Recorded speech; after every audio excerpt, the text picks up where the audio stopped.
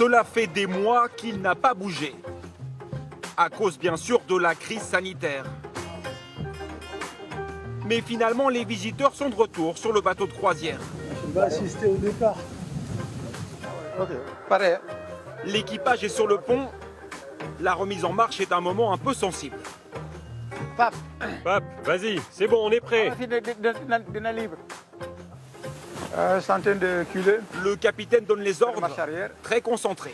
Donc moi, il faut que je m'arrange à ce que les armes n'aillent pas vers l'avant. S'il te plaît, Babor, c'est ça que je surveille.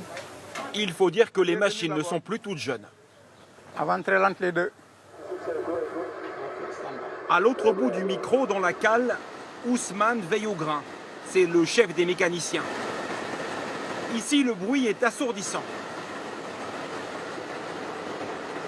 Avec son assistant, ils arrosent généreusement d'huile un moteur construit aux Pays-Bas il y a 70 ans. Ah oui, c'est bien. En 1950. C'est solide, hein? Depuis 1950 jusqu'à maintenant. Pas mal, hein? Ça dure.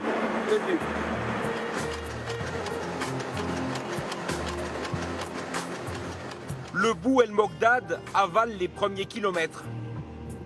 À bord, les passagers profitent du paysage ou du soleil.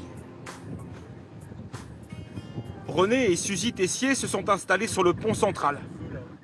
Tous les deux retraités, ils passent la moitié de l'année à Aix-en-Provence, l'autre au On Sénégal. a fait beaucoup d'autres croisières, mais celle-ci, elle est bien parce qu'elle est insolite et elle est, comment je pourrais dire, hors du temps, tiens, voilà. Il n'y a pas de touristes, il n'y a pas de bateaux qui passent partout. On est les seuls sur le fleuve. Et ça, c'est rare à l'heure actuelle de faire une navigation comme ça. Seul au monde. Seul au monde, oui. Allez, embarquement. Et pourtant, ils sont loin en fait d'être seuls au monde. Le bateau vient d'entrer dans le parc national du Djoudj, la troisième plus grande réserve ornithologique de la planète. Le paradis de millions d'oiseaux. La balade se fait désormais sur une pirogue à fond plat, au milieu des roseaux. Pour Ansoumana Badji, le guide, c'est le meilleur moment de la croisière. Il est incollable sur toutes les espèces du parc. Quand il y a les vols de migration, souvent c'est de nuit qu'ils aiment se déplacer parce qu'il fait beaucoup plus frais. Et on est maintenant en face d'une colonie de flamants roses. Chaque année, environ 3 millions d'oiseaux migrateurs transitent par le parc. Pour les visiteurs, c'est un moment féerique, un peu romantique aussi. Mais attention tout de même, où vous mettez les mains. Juste à droite. On va rendre une île. Voilà. Voilà. Il essaye de nous éviter, il veut contourner. Mais il est quand même balèze. Hein? Les reptiles en général, à la nage, c'est la queue qui bouge. Ah bah, tu m'attends. Le clou du spectacle est un peu plus loin. Sur cette île, 8000 pélicans sont en train de faire leur nid.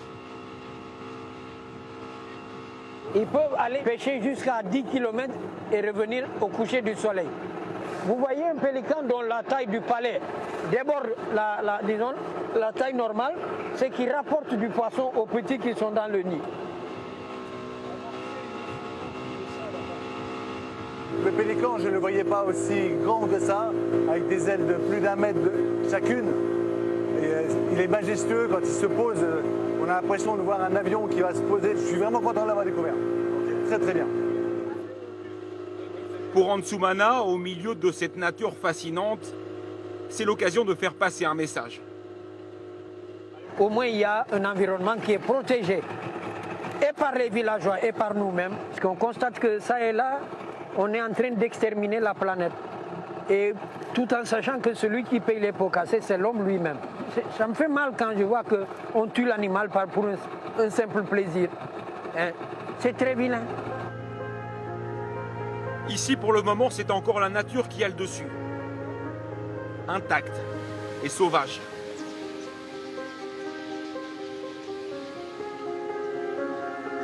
La croisière continue. le fleuve Sénégal est encore loin d'avoir livré tous ses secrets.